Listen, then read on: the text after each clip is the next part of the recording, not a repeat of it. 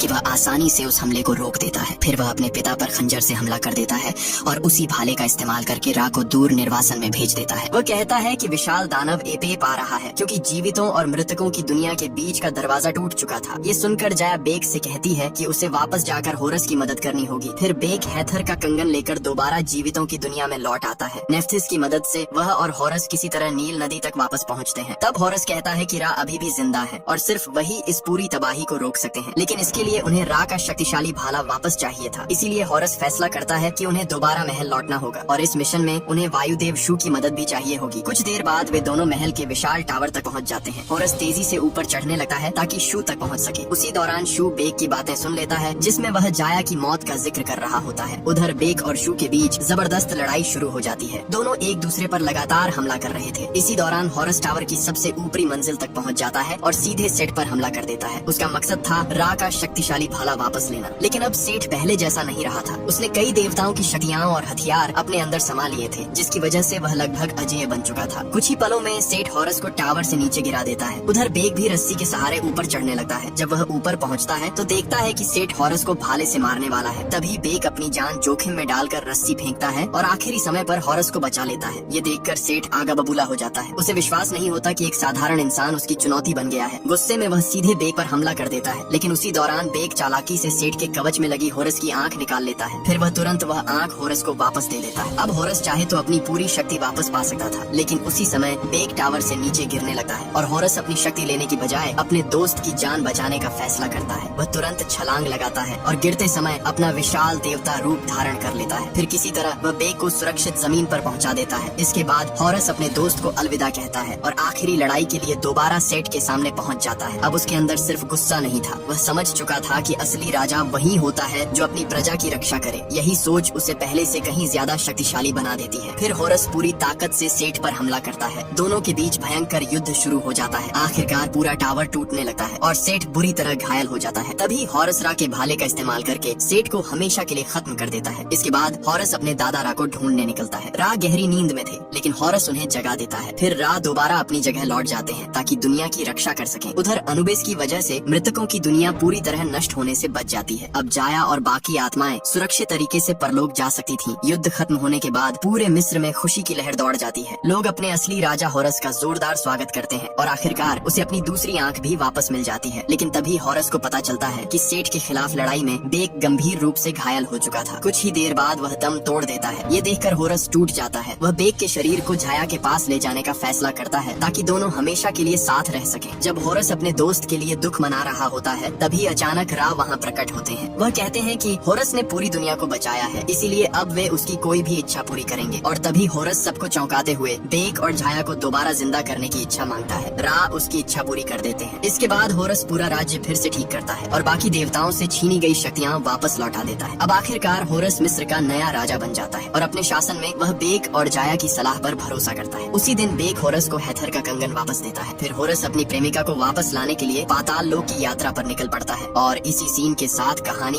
यहीं पर खत्म हो जाती है। तो दोस्तों, आपको ये मूवी कैसी लगी नीचे कमेंट करके जरूर बताना और अगर वीडियो पसंद आया हो तो लाइक और सब्सक्राइब करना मत भूलना। ऐसी ही और मूवी एक्सप्लेनेशंस के लिए फिर मिलेंगे अगली वीडियो।